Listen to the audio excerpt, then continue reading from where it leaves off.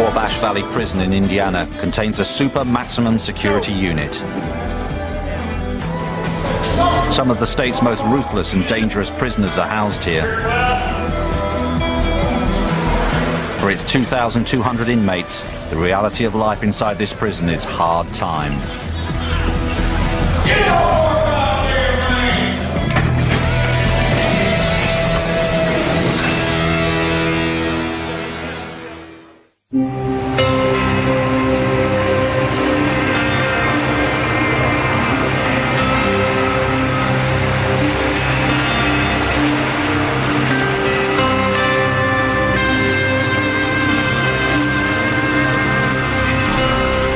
Prisoners don't always leave their crimes behind when they enter the gates of Wabash Valley.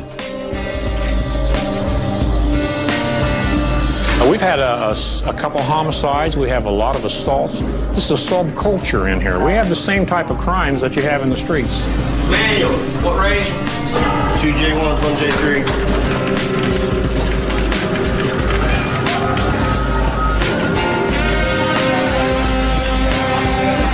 This is a super maximum facility here within the state of Indiana, and this facility houses some of the state's worst of the worst.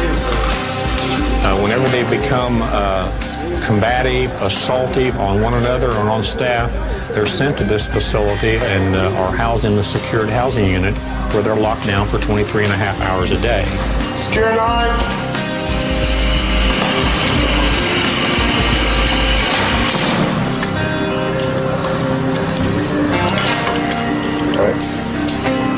As head of internal affairs, Don Tyler, a former detective, is the prison's top cop.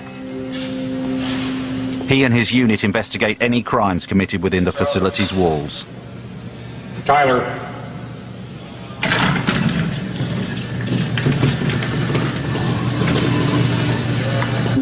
All the offenders in the security housing unit are dangerous. Some of them are serving multiple life sentences.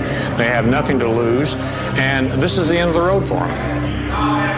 Recently, we had a situation where 3 offenders on the rec pad feigned an injury to one of them and requested a nurse. Instead of the nurse responding, 3 staff members responded to the door on the medical emergency.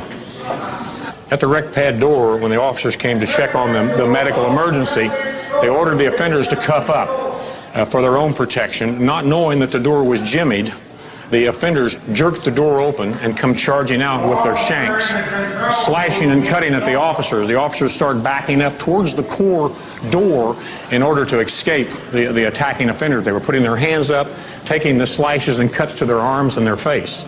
At the door, a tug of war ensued where the officers out here were trying to pull this officer on into the core area. The offenders had a hold of him pulling on that side. After the tug of war at the door, the officers were able to get out into the core area and get the door secured. Thus, there weren't any injuries, but the officers could have been killed if they hadn't got out this doorway.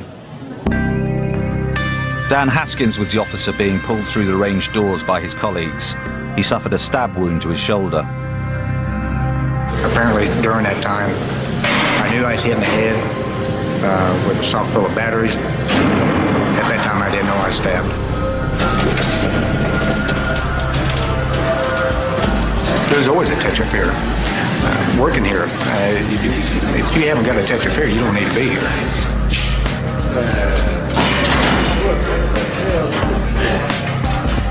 Officer Haskins never assumes that the cell doors are locked when he walks the range.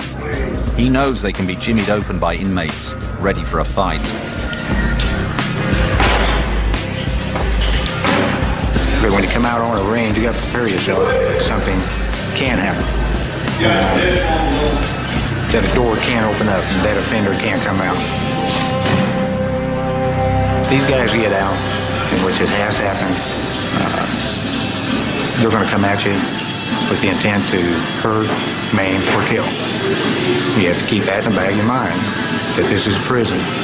Take a reality check, realize where you're at, keep it under control.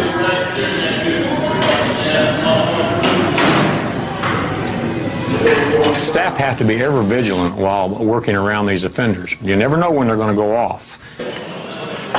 Area clear. 95, you copy? As an example, we had a nurse treating an offender for self-inflicted wounds.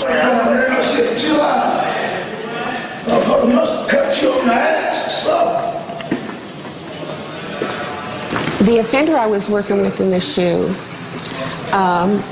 was not emotionally stable. But he was also an angry person, and that's just his basic makeup. Now, normally these offenders are handcuffed with their behind their back. Due to the nature of these wounds, we had to leave the cuffs in front so she could treat him. See what happens here.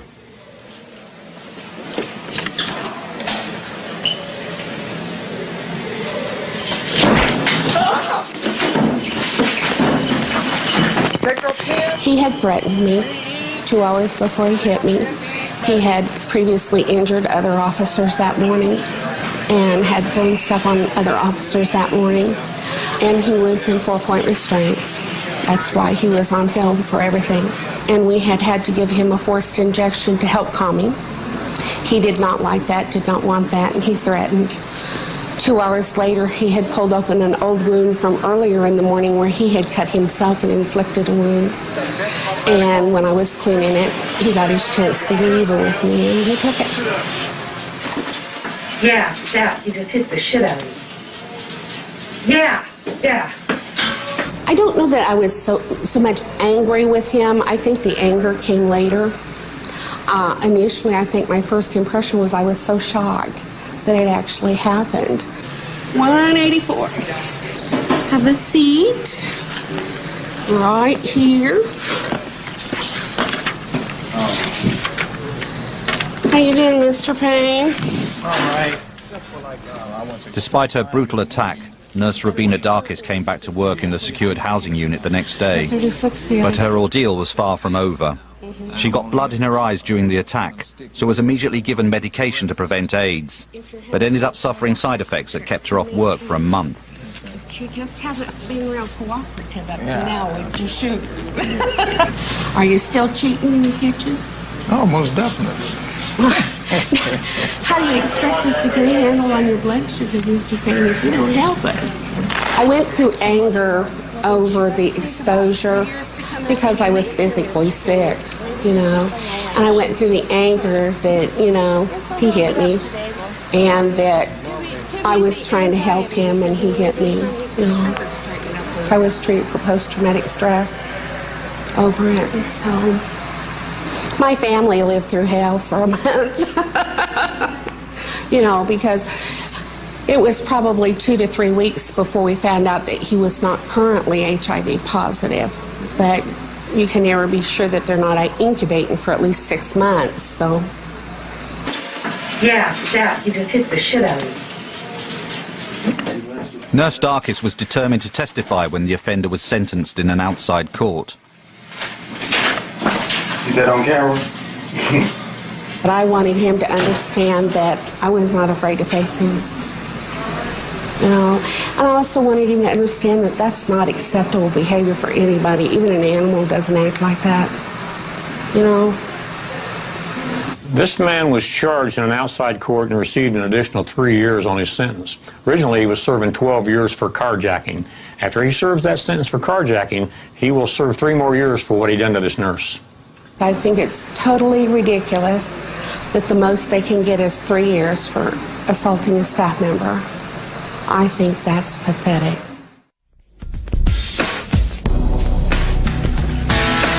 Yeah, Big Tom was saying that he was going to give you a run for your money now. You know, yeah, on my deadlift record. Yeah.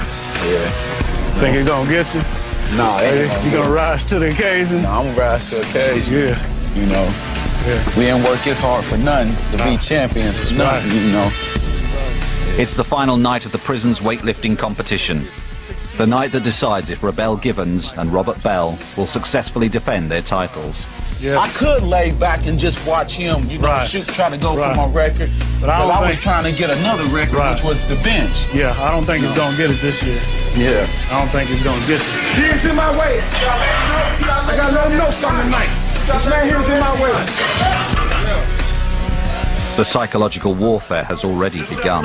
Man from the boys. This is about 100 pounds. When I hit this 535, 540, he's got to go 635 or 640. Hard to get you. Yeah. Got to stay focused. Woo-wee. Can't burn too much energy trying to wait for it. Got to go and get it. Gotta go and get it. Don't talk about it, be about it. You ready? You ready? You gotta be about it. Don't talk about it, be about it. Who's doing what? That's the guy that had the.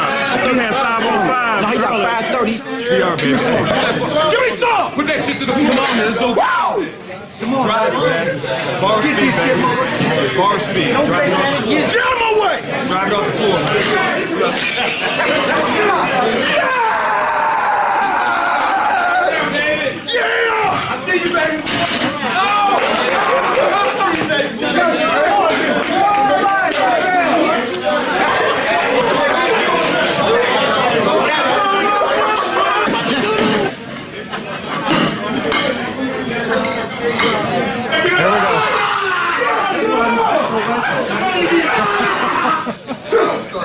Here we go. Campbell's coming up. Got to hold the bar. Here we go. Good concentration. Up we go. Good lock.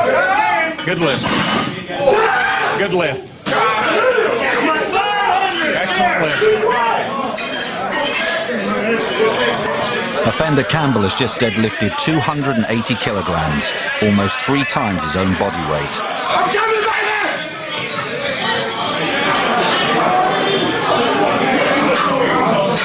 I like, baby. How look, baby? Look good? RB, you run this here. Huh? You run this here, my guy. A lot of people think that this is all brute strength.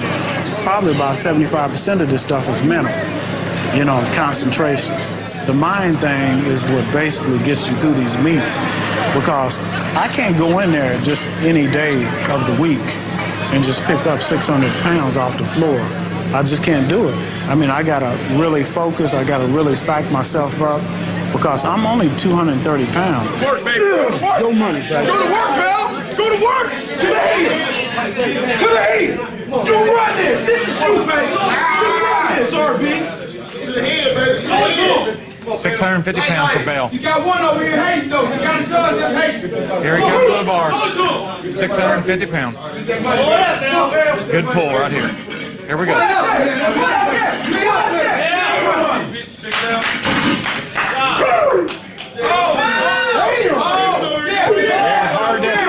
Hosanna! Hosanna! Bless this man come in the name of the Lord. Hosanna! Hallelujah! Hallelujah! 565, right? Gibbons up to 565. Good concentration. Here we go. All these guys, Bell, Gibbons, they're already at the professional level without the hardware that you can get on the outside. When you lift on the outside, you have suits you wear for increase your strength, and they don't have those, and they're doing the weights that those people are doing without it. So if they get supplementation and the proper apparel, they could do a lot more weight.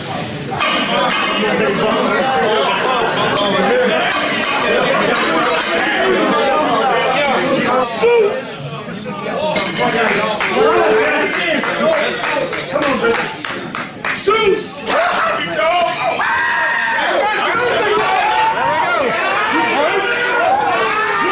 Campbell's coming up for 615. Here he comes. He's going to stampede like a bull. Here we go. Here we go. Easy coming. Here we go. Here we go. See what he's got. We'll find out what he's got. Here we go. He did not even get it carved off the floor. Campbell, known affectionately on the inside as Soup, may have blown this lift, but he's already outlifted his competitors. Yeah, he's got the competition tonight, and he's burning. He got him. I'm the master! Come on, dude, let me know! In the name! Let me know the master! Yes, sir! 600 pounds for Hankins right here. 600.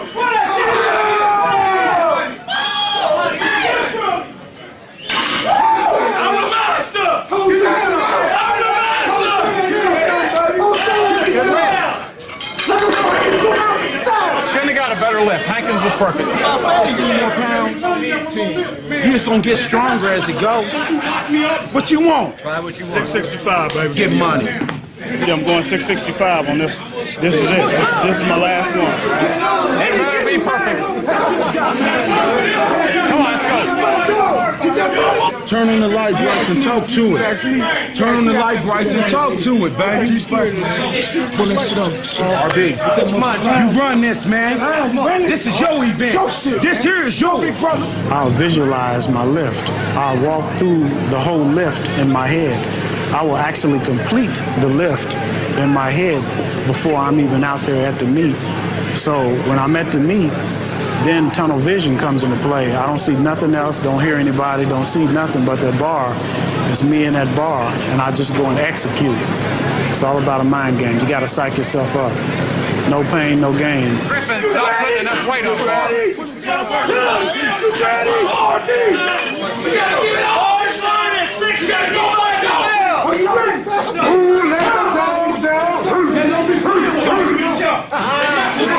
Gonna be hard to call. It'll be a hard one to call because he does a lot of shaking.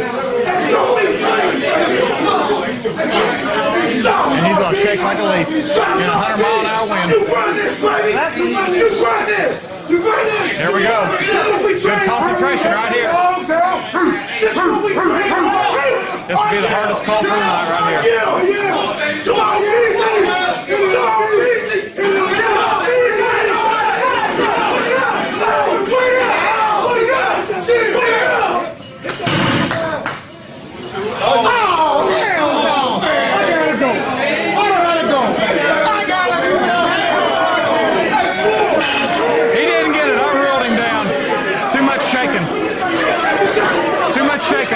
I can't give it to him. Got too much shaking.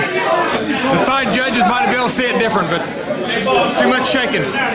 Looks like the bars from here, sitting there up and down. I can't give it to him, so it went down.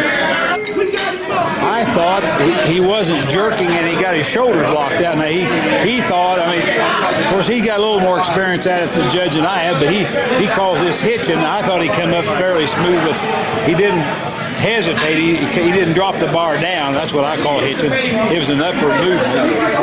It looked good to me. And that weight, it looked darn good.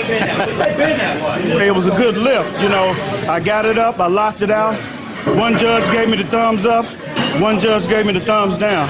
I was trying to break my own record, which was 630. I went 635. I think my lift was good, just like his. Yeah. We really don't really trip on it, cause as long as we get it off the floor, you know, that's all we wanted. I work in the kitchen. I'm on my foot 8 hours, 10 hours a day.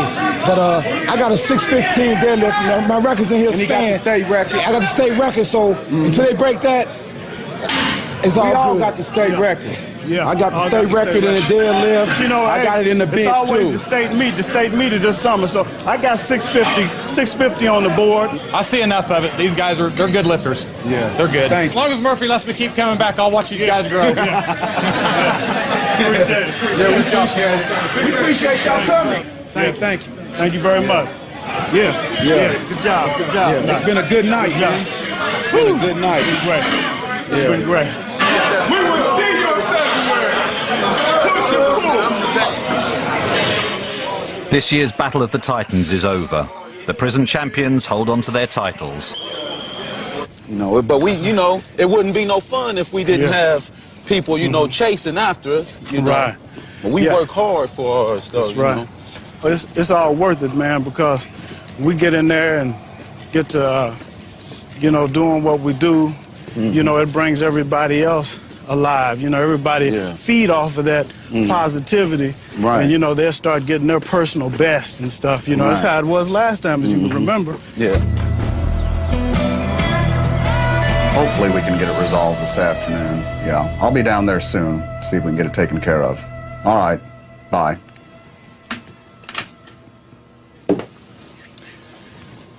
We're going to try to settle our bug case today.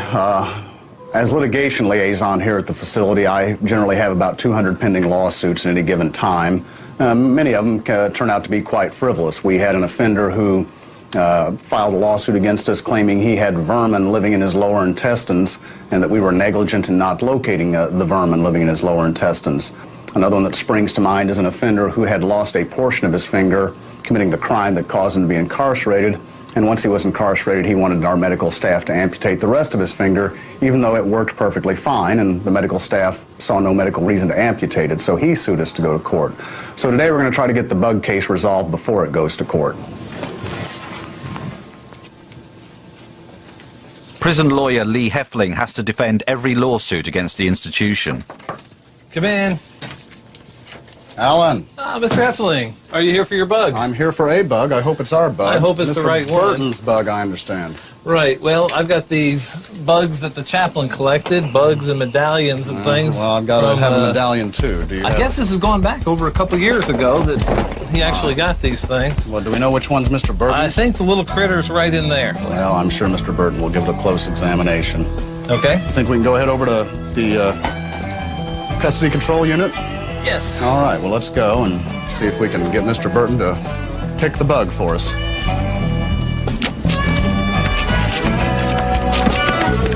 It's the craziest lawsuit we've had in a while. We've had postage stamps and everything else, but I've never been sued over a bug. How much is he wanting? He wants $3,000 for this stuff. I'll tell you what, $3,000 for that bug?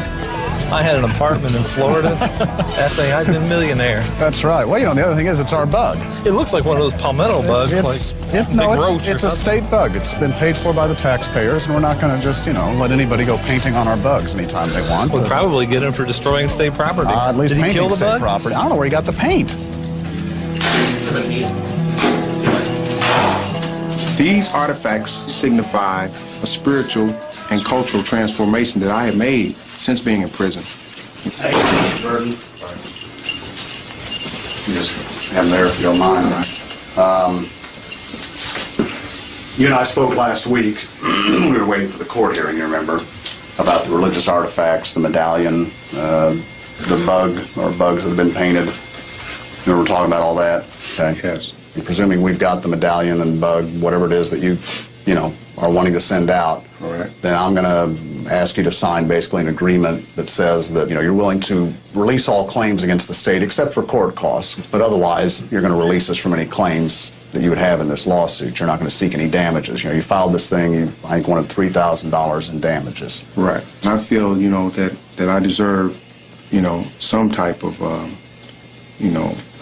damages in regard to, you know, the emotional stress that I've been put through. You know, you'd have suffered that in any event, I suppose, because you're not going to be allowed to have that, and I'm satisfied the judge isn't going to order that. But can we go ahead today and at least determine what it is, see if we've even got the right stuff here? Right. Can we do that? Sure. Fair enough. I'm going to ask Mr. Finnan then to go ahead and he's got this display board that apparently he got from the chaplain, and see if you can tell me what's on there that is yours, okay? All right. Now, this isn't trick or treat, you know. I don't want you to grab at everything, so, you know, it's... Okay, it was this item here. Can I turn it over? See the other side? Sure. Yeah. Okay. It was this item here. Can I turn it over? Mm-hmm. Yeah. It's been cut. Did you have to cut that to search for something or something? I don't know how it was cut. Was it cut when it arrived? I don't recall it being cut. I never looked at the back of it. Mm-hmm.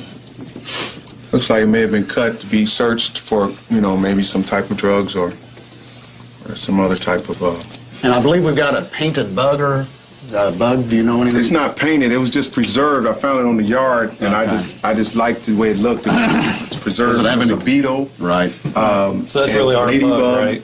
Pardon? That's our bug. Well, actually, it's nature. Mother Nature's bug. Or the But it's on creator's state bug. property, right? Yeah, it was found on state property. Okay, just check. Yeah, those are just preserved bugs that I see. It was a spider, I think, a big old, beautiful preserved beetle, and a large ladybug. And I just kept them just because, Okay. you know. I mean, my contention, I guess, was that even though you were asking for $3,000 damages from the court at that time, But see, that was with the assumption that these articles, you know, had been lost. Or, yeah, I okay. wasn't going to have them returned. You know. Okay, well, you're not going to have them returned technically, but you're going to have control over where to send them. Exactly. That's all I've been wanting that day one. Well, but you apparently want more than that now, because now you want mental stress and strain damages or something. Well, that's negotiable. Well, okay, you tell me. So, I mean, I'm willing to recommend that $35? How much do you have to pay in court costs to file the lawsuit? Well, actually, I filed indigency and the actual amount. So do you have any court costs out of pocket you had to pay? Yes. Yes, but it was a minimum amount. The judge only had you pay a portion of it or something? Yes. Okay. It was $9. $9. Actual claims cost was the court cost and fees was $9. I'd be happy to reimburse you or to recommend that the state reimburse you for the $9. Okay, now, it was $12.05 worth of copies that I had to make in dealing with this whole situation. Okay, what are your out-of-pocket costs? Not your stress and strain. I'm not here to talk about that. My out-of-pocket costs. Right. Taking in consideration, I'm getting to mail those home. I'll take care of the postage on that, okay? So don't include that. All right. My out-of-pocket cost, I have $24.02. $24.02. $24.02. I'll be happy to recommend to the state that they reimburse you the $24.02 if we can agree that we're going to go ahead and send this stuff out today and we can tell the court that we've reached an agreement. Okay. But if you want damages for your mental strain, I'm not in a position to agree to that. I wouldn't even recommend that, and we'll just have to let the judge make that decision. Okay. It was my intention to request the court to award nominal damages, okay, against specific staff members who played a role, in depriving me. Including Mr. Finnan here? No, Mr. Finnan is not even implicated at all. I didn't even know he was involved. I saved you, all right? If nothing else goes right in this, I've saved you, yeah. Okay, now who else? Sure you don't want to throw Finnan in on this? No. If you'll drop all those nominal charges, I won't press charges for you killing the bug, okay? Well, actually, I didn't. I found them dead. Can you prove that? Well, we can prove they were alive. I can prove he's dead now. You said he's a state bug. He's definitely dead. I was going to also request that the court award exemplary damages. Right, against Chaplain Kern. Mr. Norris Kern. For $200. In the amount of $200. I mean, you've rung my bell already when you're over the $200 against Chaplain Kern for punitive damages. There's just no way I would recommend that, and even if I did recommend it, there's no way I could get approval on that. Right. Okay? I understand. I have lots of stress and strain every day too. Well, what is your limit? What do you think? I can make recommendations, but they have to pass the smile test with me. That is, what is the smile test? The smile test is if I can make a recommendation to the Attorney General's office without actually breaking into a smile, then I'll do so. So far, what you've told me, I would actually probably start laughing before I could get the whole recommendation out. I mean, if we had lost these things, then we might have some big argument about the amount of damages involved, and you could come in and argue about the amount of time you put in, and we've lost these, and maybe we didn't. I mean, I've spent more time on your bug and your medallions, quite honestly, than I care to.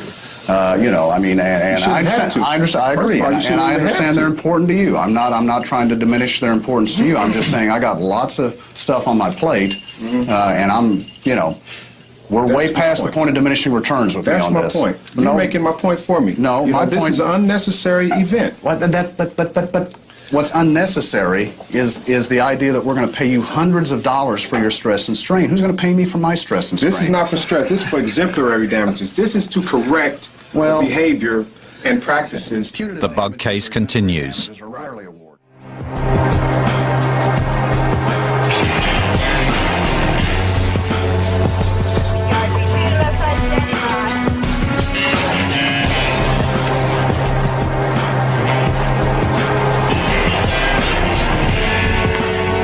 The yard is the prisoner's playground. But it's not just a place of exercise. This is also where the prisoners go to take care of business, legal or otherwise.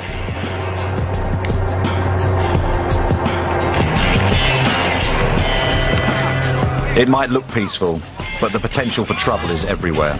Y'all ain't gotta come and harass me. I'm not gonna bother nobody if don't nobody bother me. And that's the bottom line. A key player in keeping the peace is Intelligence Chief Alan Finnan, who heads the prison's security threat group. Quit harassing them about little petty stuff. That's what needs to be said around here. And that's all I got to say. March or April was As he works the yard, Alan Finnan makes sure he's alert to any issues that might arise amongst the prisoners. Small problems can very quickly become big problems here. As a unit down there, when you're locked in this cell and a population locked down, you don't have nothing. You know, you got to smell your bunkie using the bathroom. You got to listen to him. I mean, it's stressful, man. You have 2 people in a cell. This is a 2-man cell facility.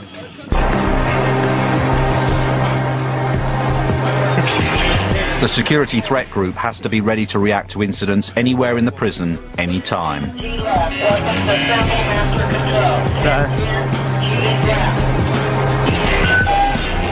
Where is it? 10G left. 10G left. Weapons assemble, master control. 10G left. Nurse 127. Hey, Van Bleed, I know you're busy. This is Marshall. Hey, have you got any names on that 1010 yet? How many they got brought in yet? And oh, you got one in D now? Okay. Did he look like he was pretty seriously hurt? Do you know what their race was? Okay, that's what I wanted to know. Okay, thanks, bud. All right.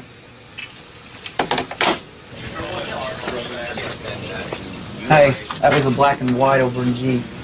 We probably need to go over there and check it out. Who was it? Nobody can give me any names. I don't know, but there's a black. They got a black guy cuffed in G and a white guy in D medical right now. Was there any weapons involved?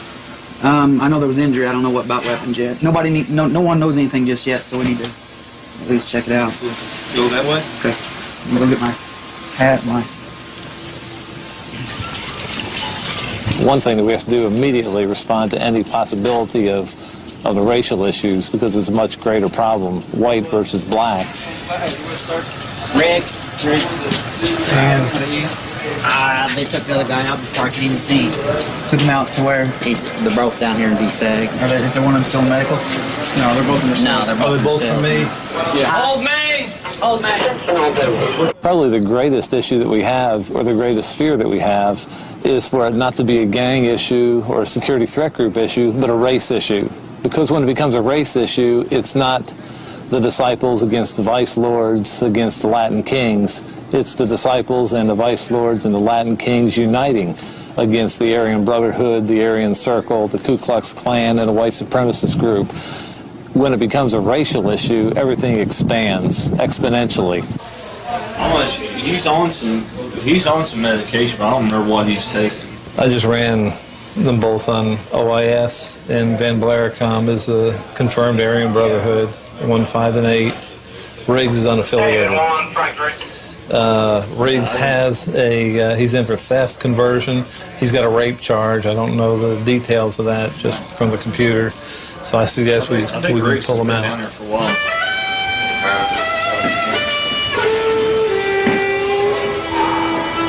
Let's see. Hey, Sergeant Johnson, Sergeant Marshall. Hey, can you come down here and explain what happened over down? Did he jump you from the back, or what happened? I don't even know. Okay. I don't even. Do you know who it was? I don't even know. You don't have any idea whatsoever. It's probably just a horseplay that just got out of hand. You were horseplaying? Yeah, it was horseplay, really. But you don't know who you were horseplaying with? No. I got up from talking to a couple of friends, you know. I started walking towards my room. Next thing I know, guys just started swinging at me, And I defended myself. I grabbed him. By defending myself, I grabbed him, and we both fell over the bench, That was it. Did he boot you in the face? No, I think that's from the bench. So you hurt your shoulder and your face on the bench? Yeah, when I fell across the bench, I fell on my shoulder when I went across the bench. He said I was targeted. He said he got word by a group called the Brotherhood organization that do something to me and so forth, It looks kind of like a circle. How'd that happen on a bench? I hit the side of the bench when I went down on the bench where the bench, you mess with one of theirs, then, they have somebody do something to you, I guess. I guess he was called an enforcer. Just, he was talking about the white guys, and I just said, no, you can't be doing that, man, because they ain't involved in nothing like that. What white guys? The Aryan brothers And what from were they the other involved side in? and 3 and over here. What was he saying about him? He was just talking bad about them. I told him, don't be doing that. You wouldn't be talking bad about them if they was here. I got 8 babies out there that I'm trying to get home to see, you know. And I'm not gonna go out here and try to be a hero when I know that my life is you know, it's been threatened, you know. And I'm not gonna go out here and try to play a hero, get me a weapon, and go out here and try to play a hero, you know. Because, you know, the same thing, I can get stabbed just like I can't stab an individual. It can happen to me, you know, in the process of trying to stab an individual, you know. And I don't need that in my life. Who threw the first punch? You did, didn't you? I ain't gonna lie to you. I know you're not. Hey, You've been solid that way. Hey, if I ain't gonna let nobody take a first punch on me. Okay. Thank you very much. All right. Need to defend the Riggs also. I'm saying the guy that hit him first, he didn't have nothing to do with Doris punch. Let's see. I mean, I really want nothing to talk about. I just told them. Sit down. You told them, you didn't tell me, okay? Okay. Stay with me, okay? All right. Be patient with me. Be patient with me. You're a patient man. Stay with me on this, okay? At this point, let me tell you what we've got, okay? You didn't start the fight, okay? What we got is you responded after the other offender started the fight. How did it turn racial? Racial. So he's telling the truth about he started the fight, but he's lying when he's saying some of the comments were racial. I mean, I don't know what he said. I mean, you said he started. He basically said that he said that you and he were talking. You made some comments he took exception to. Those comments were racial in nature, and that he basically went after you. No, I don't have no problem with being no racial thing. You know. You don't have a problem with what? No. I'm white, believe that the white should rule the world.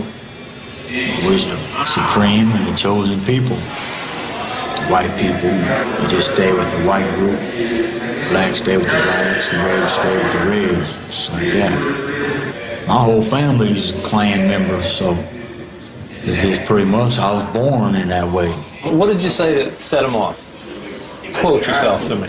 I mean, what I say. What did you say just before you went off on We it? was talking about a game, you What know, game? and What game? Football game. Which one? San Diego and Oakland played last night. Okay. San Diego and Oakland played last night. That's the game you were talking about? Yeah. He let that bitch word come out of his mouth. And it's here in prison, you don't do that in prison. That's one thing that you don't do is call another man a bitch. And when you do, you're just asking for problems. I mean, he likes San Diego, I like Oakland. I said they was bums or something. Who was bums? San Diego. You just were talking about a football game. Just they were bums. Yeah. Is this the first time you've lied to me in this conversation? I never met you before. I say in this conversation. That was the first time I lied. That you've lied to me in this conversation right now. I don't believe in lying. Then why are you I don't doing think it? I should Then have to why lie are to you you. doing it? Then why are you? No, I'm not lying. I don't think I should have to. Let's put it away. You're done. I mean, I can't. I'm telling you what y'all want to hear. So I don't know. No, you're not. That's exactly what you're not doing. That's okay. Okay. So y'all don't do what y'all want to do anyway. I mean, so That's right. Going back. I know it's reverse psychology. I'm up on psychology.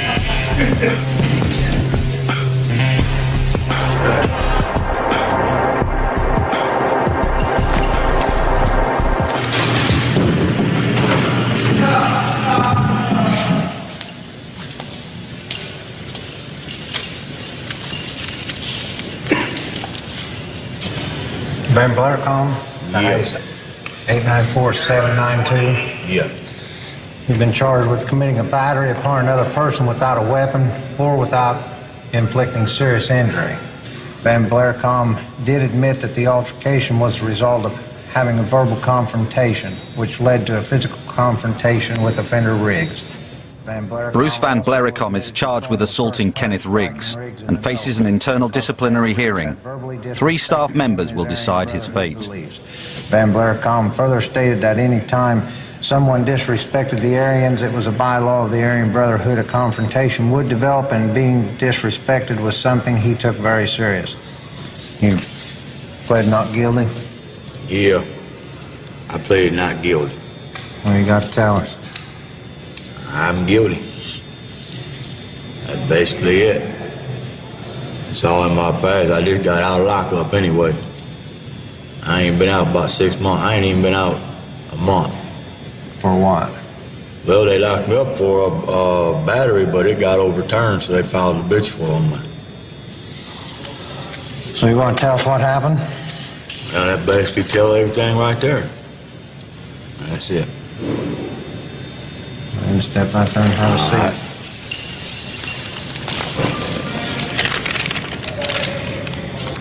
He admitted he's guilty. He admitted he did it. Van Blericombe's privileges are at stake, including his access to the telephones and the prison shop, and credit time on his sentence for good behavior. You can take one credit class on a B. Yeah, let's do that. All right.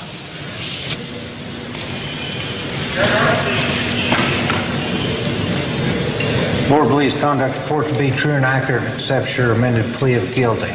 Written reprimand, don't fight. 2 months phone loss, 6 months disciplinary SAG suspended, and demotion from credit class 2 to credit class 3. All right. Thanks.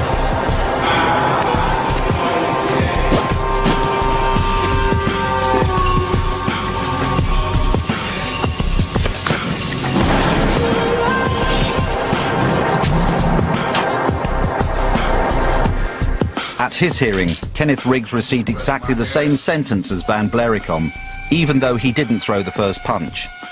Since that hearing, Riggs claims there's been yet another incident where he was verbally threatened. I was sitting on my bunk, and the main door kept opening and closing, and I heard the word says, "You's a dead nigger, KC." You know, KC, exact words, KC, you're a dead nigger. I would consider it very dangerous and very serious situation that I'm in. That's not been taken serious from this hearing, from the administration. So I don't go to rec. I don't even go on the rec yard, you know, because I fear for my life. I think it is exaggerated, in my opinion. We looked into the remark. We didn't think that the remark was made. We investigated, prepared a report, and passed it on to the assistant superintendent in that area and the superintendent. And we also checked his background, and his background is such that he has been wanting to move from this facility for some time now.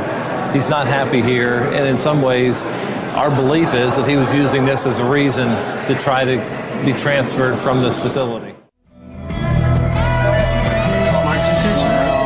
Negotiations to settle the Bug case continue. I just don't think this rises to that level. So if you want to make a reasonable demand on me, I'm What is reasonable? Well, I don't, that's your, what's reasonable is we send this stuff home, we dismiss the lawsuit, I'll get your out-of-pocket expenses reimbursed for you, and we all live and learn. You learn not to wear items that you shouldn't be wearing. Would you be willing to do this? Well, I don't know.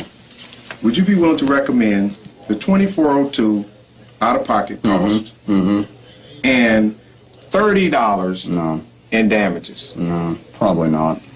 There's a reason why I'm asking for specifically $30. Why? Explain to me how do you come up with $30? The facility has assessed a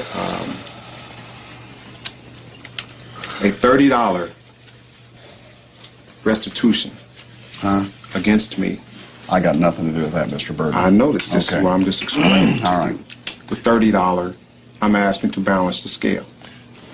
Tip the scale here. Balance the scale. It's got nothing to do with this lawsuit. I understand that. Okay. But that was the reason you asked me for what price. You asked me for a number. Right, and I thought we reached it a minute ago, but now you're telling me you want $30 on top of that? Is that where we're going? So you can balance the scale, as you put it? Yes, to balance the scale of justice. Well, okay? You know. That's what I'm talking about here. It's about justice for me. Actually, this whole thing is about justice. I'm talking about the law. And the law is that I can't settle something that has nothing to do with this lawsuit in this lawsuit. But it does in regard to damages. All right? Now, I was just saying, I would just ask your recommendation for the $30, or if you could, I'll make the recommendation. Can this document be revised? Sure, it can, but I mean, let's do this. You keep that document, you keep it, you study it. I'll make the recommendation for the court costs plus the $30. As I told you earlier, I don't think they'll go along with that. All right. Excuse me, but I'll then make another recommendation that's just for the plain old court costs, okay? Yes. And I'll communicate back to you what I find out, okay? All right. Yeah. All right. Is that fair enough? That's fair. Okay, I'll let you know.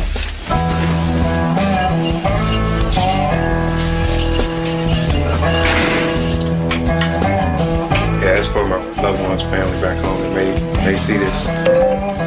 It's me. Hi. Sergeant McLaughlin returning the It's me, Charles Winston Burton III.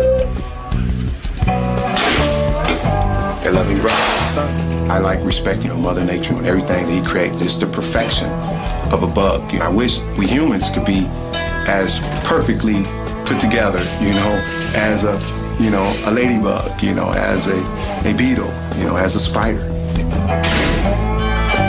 Right. No, I understand. All right. I'll talk to you later. Thanks. Bye. Well, that was the Attorney General's office. We just got off the phone with them after our conversation with Mr. Burton yesterday.